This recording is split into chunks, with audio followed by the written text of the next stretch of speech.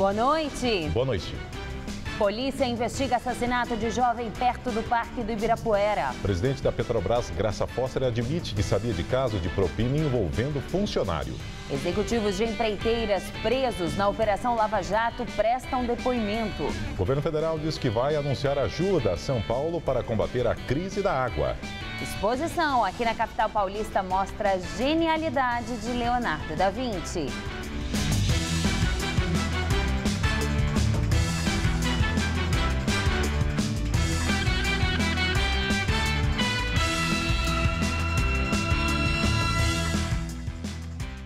Os de São Paulo passam por auditoria a pedido da Prefeitura. Os relatórios feitos por uma consultoria externa indicam mais de 640 falhas na contabilidade dos grupos avaliados. Atualmente, o sistema de transportes é operado por um contrato emergencial. O novo edital de licitação deve ser lançado, segundo a Prefeitura, em março.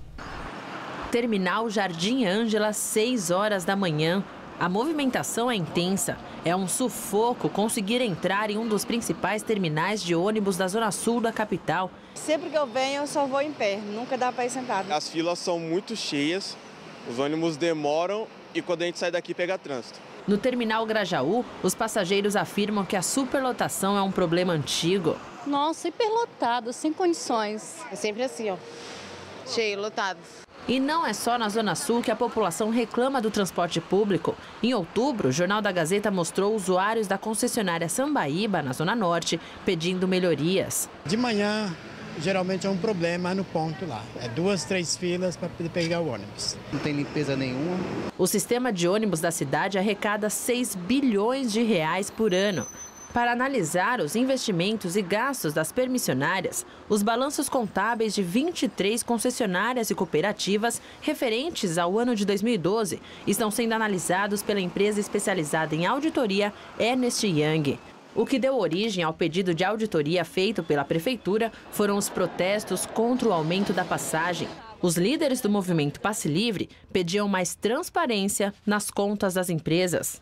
Nos primeiros relatórios parciais divulgados, foram localizados mais de 600 milhões de reais sem comprovação por conta de falhas encontradas na contabilidade das empresas.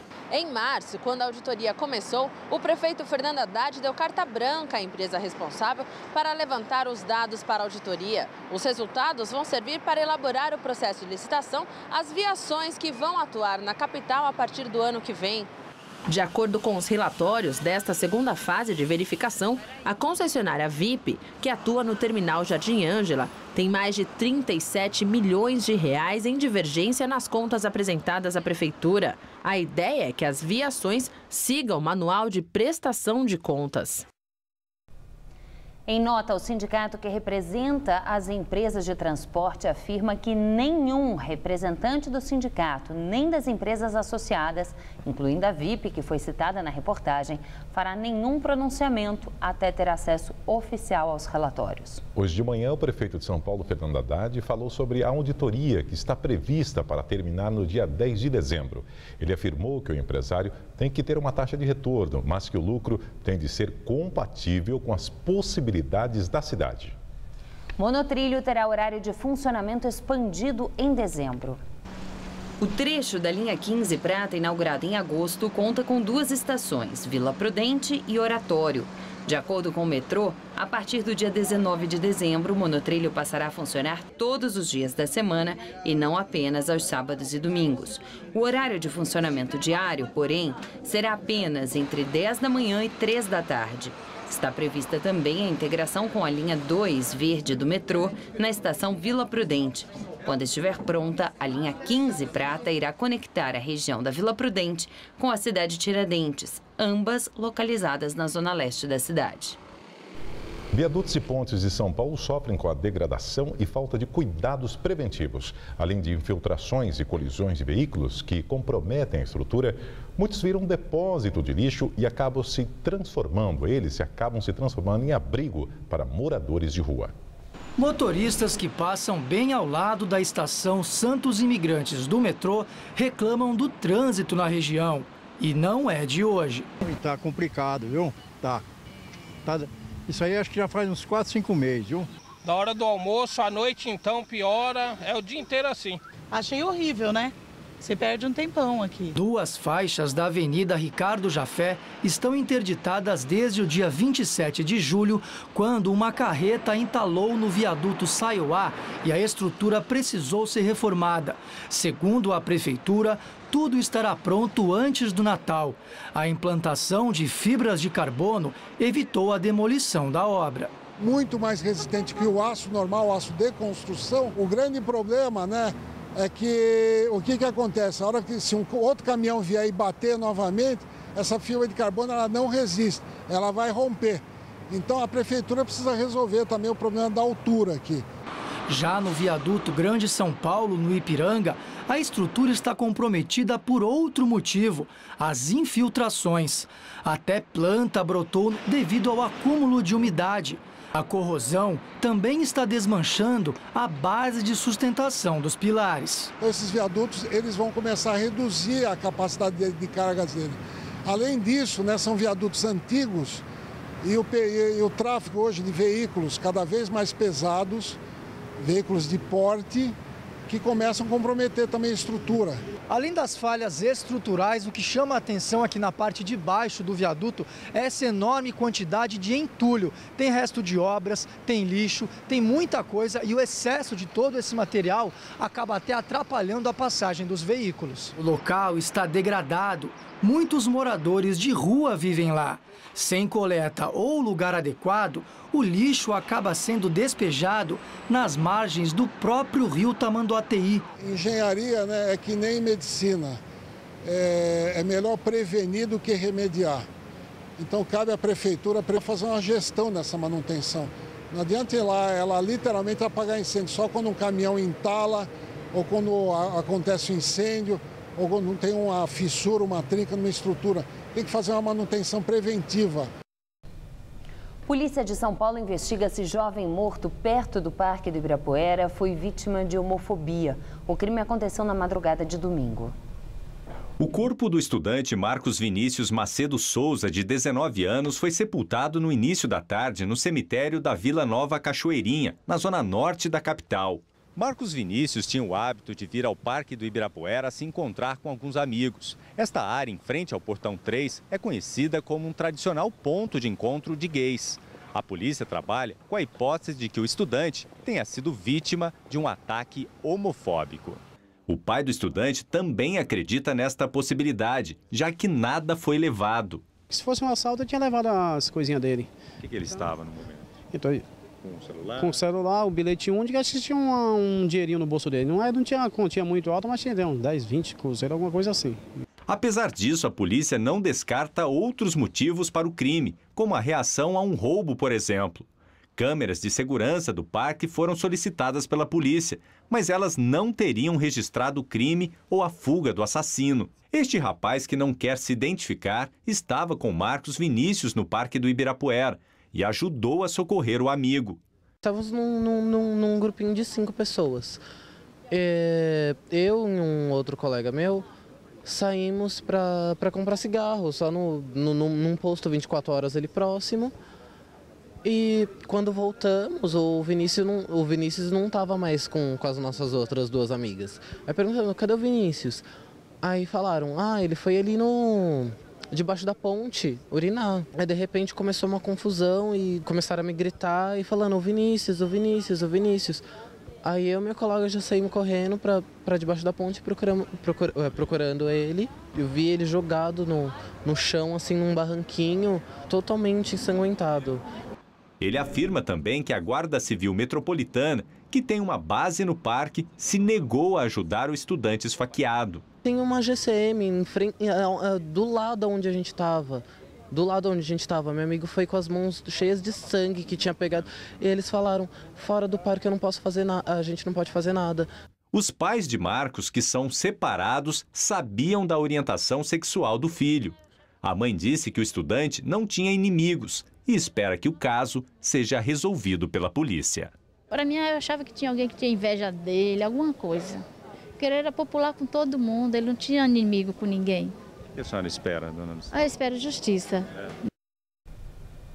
Até agora, ninguém foi preso. Em nota, a Secretaria Municipal de Segurança Urbana, pasta responsável pela Guarda Civil Metropolitana, informou que não há registro formal dessa ocorrência, mas que, baseada nas denúncias, irá instaurar um procedimento interno na Corregedoria para averiguação dos fatos e, se necessário, tomar as providências cabíveis. A polícia afirma que instaurou inquérito e investiga todas as hipóteses e diz que foram realizadas diligências em busca de imagens de câmeras de segurança da região. 4 amigos do jovem foram intimados a prestar depoimento. Homem é flagrado caminhando pelado pela Avenida Paulista. Ele foi flagrado entre a rua Carlos Sampaio e a Avenida Brigadeiro Luiz Antônio por volta das 2 da tarde. A foto foi compartilhada no Twitter por Natália Mancilha. Segundo a PM, o homem estava caminhando no meio da rua. Ele foi conduzido ao Centro de Atenção Integrada à Saúde Mental na Vila Mariana. Apesar do predomínio de sol durante o dia, as noites estão bem frias. Neste momento, os termômetros aqui na capital paulista registram apenas 17 graus. E a tendência é de que esfrie ainda mais ao longo da madrugada. A mínima deve chegar aos 11 graus. Vamos ver em detalhes a previsão para todo o estado de São Paulo com Mariana Armentano. Calor mesmo só no interior do estado. Aqui na faixa leste, as temperaturas continuam amenas e faz frio na madrugada. O sol predomina nesta terça-feira na maior parte do estado e a máxima vai ultrapassar os 30 graus em todo o interior. Só a previsão de chuva ali na divisa com o Triângulo Mineiro, como na região de São José do Rio Preto, onde também faz calor de 31 graus. Aqui na faixa leste, a madrugada será fria, mas esquenta à tarde. Em São José dos Campos, mínima de 12 e máxima de 27 graus amanhã. Aqui na Grande São Paulo, a temperatura também vai cair ao longo dessa noite. Amanhã, a capital deve amanhecer com mínima de 11 graus. À tarde, a máxima chega aos 26. Na quarta-feira, o sol continua e esquenta, 28 graus. Na quinta-feira, voltam as condições de chuva, mas a máxima prevista é de 30 graus. Crise da água. O governo federal diz que vai anunciar na próxima semana em quais obras irá investir em São Paulo, a fim de ajudar no combate ao problema. Na semana passada, a Alckmin esteve em Brasília e pediu 3,5 bilhões de reais ao governo federal para a construção de 8 grandes obras que servirão para enfrentar a crise da falta de água a partir de 2015. A Alckmin afirmou que o estado precisa do máximo com que o governo puder contribuir. Hoje, a ministra Miriam Belchior anunciou que na próxima semana o governo federal dará uma resposta concreta ao pedido de investimento feito pelo estado de São Paulo e já poderá definir as obras que apoiará. E os níveis dos principais sistemas de abastecimento de água da Grande São Paulo voltaram a registrar queda nesta segunda-feira. O principal sistema, o Cantareira, que abastece mais de 6 milhões de pessoas, registrou hoje 10,3% da capacidade. O nível registrado é referente à segunda cota do volume morto do sistema. O volume útil e o primeiro zeraram no sábado, dia 15 de novembro, quando também começou a ser utilizada a segunda cota de 106 bilhões de litros de água. A crise hídrica também afeta o sistema Alto Tietê, que teve nova queda e chegou hoje a 7% do seu nível. Já o sistema Guarapiranga passou de 34,6% no domingo para 34,4% nesta segunda. Dados do Instituto do Homem e Meio Ambiente da Amazônia, o IMAZON, revelam alta no desmatamento da Amazônia em outubro deste ano. A comparação foi feita com dados do mesmo período do ano passado. No mês passado, a Amazônia perdeu mais de 240 quilômetros quadrados de floresta. O aumento é 467% em relação a outubro de 2013. O total de matas destruídas equivale a 24 mil campos de futebol. Segundo o Instituto, os estados que mais desmataram foram Rondônia, Mato Grosso e Pará. O levantamento do IMAZON é paralelo ao realizado pelo INPE, o Instituto Nacional de Pesquisas Espaciais. O Ministério do Meio Ambiente não comentou os dados divulgados pelo IMAZON, por não serem oficiais. Pelo menos 6 presos da Operação Lava Jato prestaram depoimento hoje na sede da Polícia Federal em Curitiba, mas nenhum deles aceitou a delação premiada.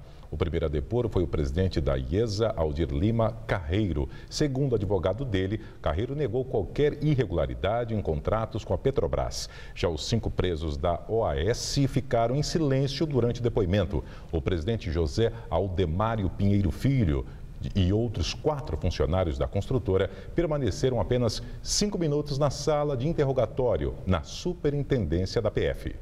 O delegado federal Igor de Paula, responsável pelo caso, disse que os 23 presos devem ser ouvidos até amanhã, mas ele não quis revelar o teor dos depoimentos já prestados. O ex-diretor da Petrobras, Renato Duque, indicado ao posto pelo PT, falou hoje e segundo seu advogado, se negou a participar de qualquer tipo de delação.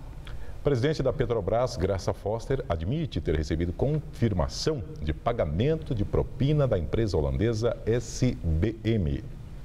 Graça Foster falou que, passado algumas semanas da investigação interna da Petrobras, ela foi informada sobre o assunto. Eu fui informada de que havia, sim, pagamento de propina para empregado ou ex-empregado de Petrobras. Imediatamente, mas imediatamente,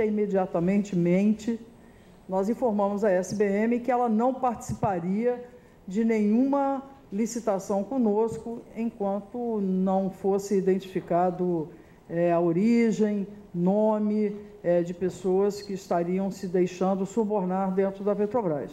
E é isso que aconteceu. Tivemos uma licitação recente, que foi duas licitações recentes, Libra e Tartaruga Verde, e a SBM não participou. A presidente da estatal disse que não tem informação de quanto foi recebido nem de quem. Fizemos algumas idas à Holanda, aos Estados Unidos, inclusive, para tentar obter informações, nomes, sem sucesso. Então, até hoje, não sabemos quem nem quanto. Quem paga essa conta é a própria SBM, que fica fora das nossas licitações.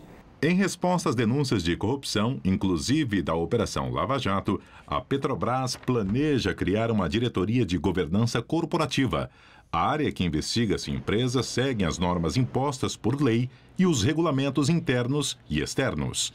A divulgação do balanço do terceiro trimestre da companhia foi adiada por causa das denúncias da Lava Jato. De acordo com a presidente da Petrobras, essas denúncias, se confirmadas, podem impactar as demonstrações contábeis.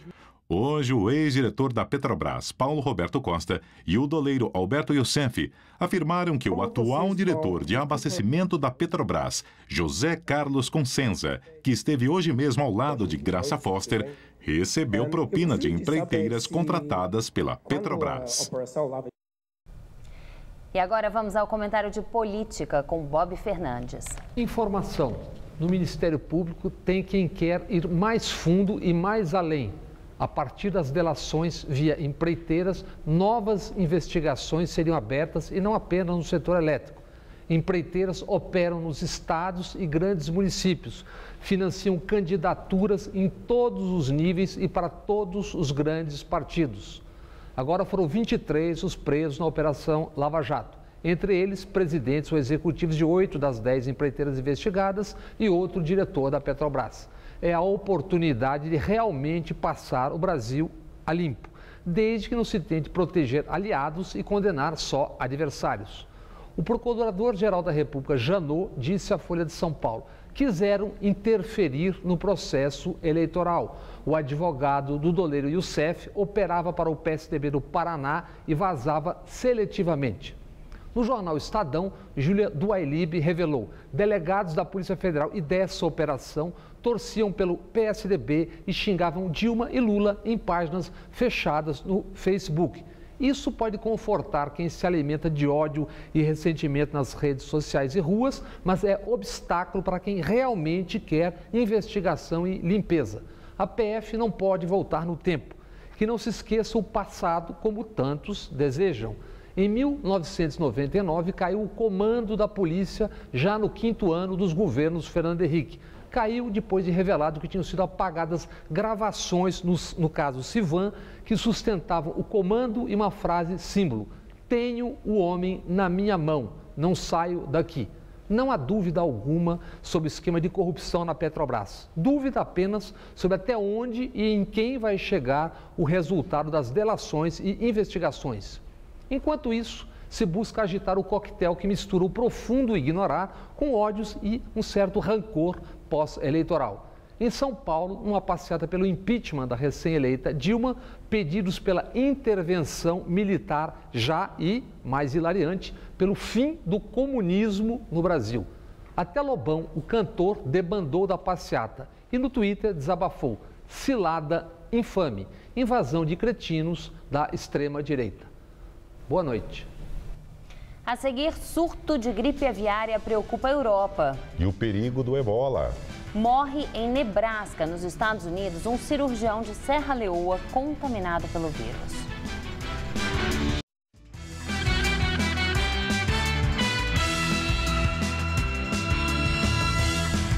Dólar fecha o dia cotado a R$ 2,60. A moeda americana operou o dia todo em alta, que no final da tarde ficou em 0,02%. Na sexta, o dólar chegou a romper a barreira dos R$ 2,60, o maior valor em quase 10 anos. Analistas afirmam que a alta está relacionada à indefinição do nome do futuro ministro da Economia no segundo mandato da presidente Dilma Rousseff. Novo surto de gripe aviária altamente contagiosa preocupa a Europa. A variedade altamente contagiosa H5N8 foi encontrada em uma fazenda no centro da Holanda.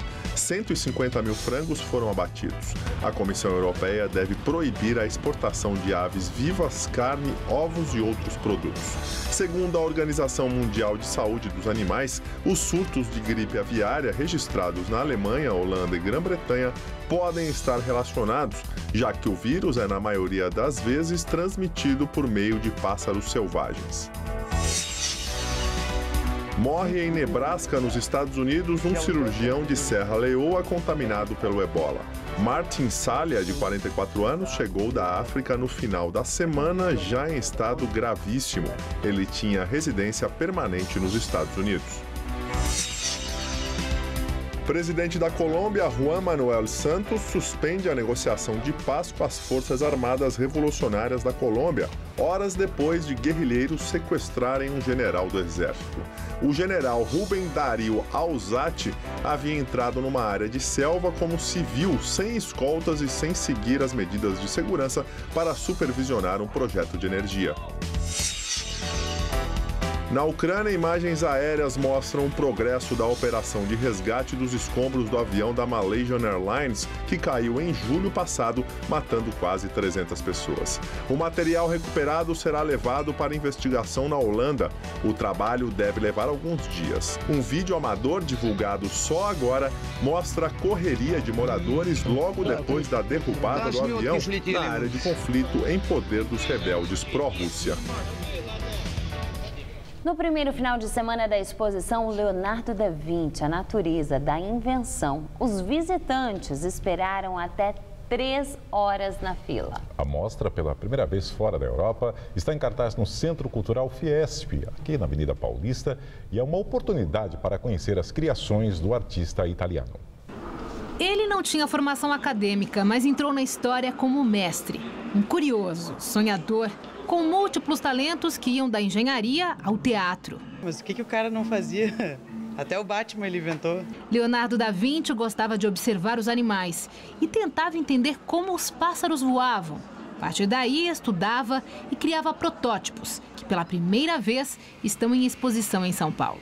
O grande sonho de Leonardo da Vinci era mesmo fazer o homem voar, mas ele atuou em diversas outras áreas, por exemplo, na arte da guerra.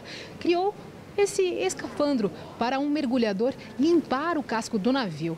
Em 1487, já também criou essa engenhoca para que uma única pessoa conseguisse afundar esse navio fazendo um destroço no casco. Logo depois de inventar o problema, chegou na solução e criou um navio com 2 cascos e assim não ser refém da própria armadilha. Uma loucura se for pensar isso, né? 500 anos atrás, 600 anos atrás, ter uma ideia tão revolucionária que com pouco esforço conseguiria causar um prejuízo dessa magnitude, né? Nascido em 1452, o italiano, famoso pela Mona Lisa, era antes de mais nada um inventor. E que tal então uma máquina de tear automática? Só que 200 anos antes da Revolução Industrial, quando algo parecido viraria realidade. Os desenhos com as criações de Da Vinci saíram do papel na celebração dos 500 anos de nascimento do artista em 1952. Mas esta é a primeira vez que o trabalho é apresentado fora da Europa. Eu vi a exposição lá no Museu da Ciência e Tecnologia, da Indústria, em La Villette. E quando eu vi aquelas coisas que ele desenhava, criava, entre o século XV e XVI, que ele morreu no início do século XVI, enfim... que 500 anos depois nós íamos usar na aviação, usar na navegação, usar na industrialização em geral e tal. Então aquilo me impressionou muito, eu falei, não, essa exposição precisamos levar para o Brasil, para São Paulo. Ao todo, 40 peças e 10 instalações interativas estão em cartaz na Galeria da Fiesp até 10 de maio. Eu achei fantástico, porque a gente começa a ver hoje, eu voo muito, e aqui começou praticamente alguém que sonhou e... No momento atual, o que nós temos? Aviões, helicópteros passando todos os dias por cima das nossas cabeças. E saber que ele lá, muitos anos atrás, sonhou. Então, na verdade, nós temos esse poder de sonhar e se mesmo nós não podemos realizar naquele momento, no futuro alguém vai realizar os nossos sonhos. Reforçando a informação, a exposição Leonardo da Vinci, a natureza da invenção, fica em cartaz até maio no prédio da Federação das Indústrias do Estado de São Paulo, na Avenida Paulista. A mostra fica aberta de segunda a domingo, das 10 da manhã às 7h40 da noite. A entrada é gratuita. A edição das 10 do Jornal da Gazeta termina aqui. Boa noite. Fica agora com o Rony Fon no Todo Seu. Uma ótima semana para você. Até amanhã.